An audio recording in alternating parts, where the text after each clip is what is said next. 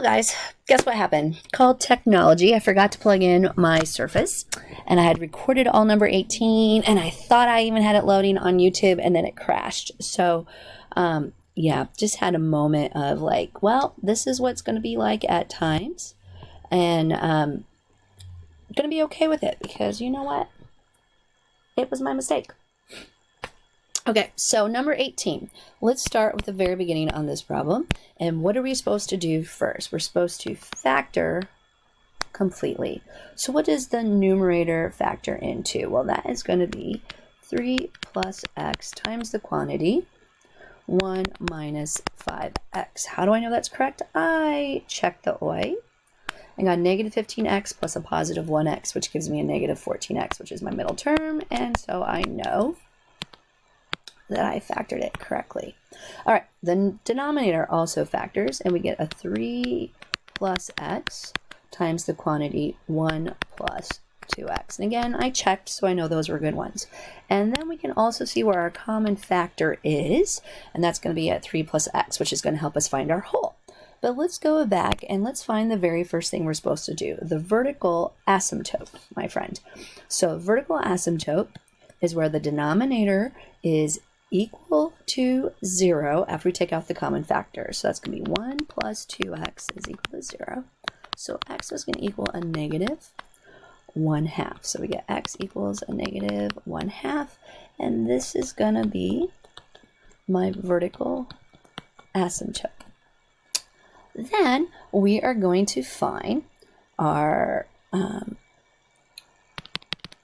wholes. So how do we find the wholes? Our wholes were the common factors. And so we know that it's going to be at 3 plus x is equal to 0. So we know x equals a negative 3. So wholes at negative 3, some y value. We figure out the y value by plugging it into, let's see if I can get this thing to right on there, our reduced function when we take out the common factor. And so we go 1 minus 5 times negative 3.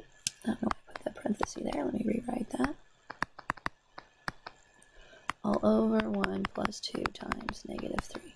And so that is going to be 16 over a negative 5. So about a negative 3 1/5. So 16 over a negative 5.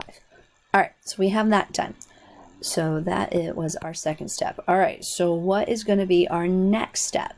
We need to solve for our zeros. Well, what are our zeros? It's when you take the numerator after you take the common factor out and you set it equal to 0. So this would be right here.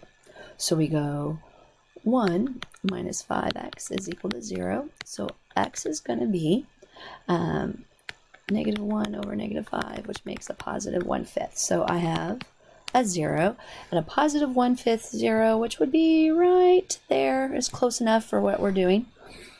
So then we have to find our horizontal asymptote. Well, how do we find the horizontal asymptote? Well, this is when we look at our leading coefficients and we compare the numerator and denominator. So right here, they are the same degree, which then means that my horizontal asymptote is equal to the ratio of their leading coefficients. So y is equal to a negative 5 over 2, which is the same thing as a negative 2 and 1/2. So we're going through right here. Oh, and I just realized I never marked my whole, which was at negative 3 and negative 3 1/5. So that would be right here. Sorry about that, guys. Yeah, all fixed. All right. Now, what's the last thing we need to do? Honestly, you are at the spot where you could graph pretty close what you have just from what you know. Going through my 0 here, and we'll come around and approach. Try not to cross the, I'm looking at that. I don't like it. My asymptote here. And it looks like we'll probably go in here, eventually coming down. Don't know why it's causing that, except for I've got a dirty screen. Something in that manner. But here's the thing. You can always use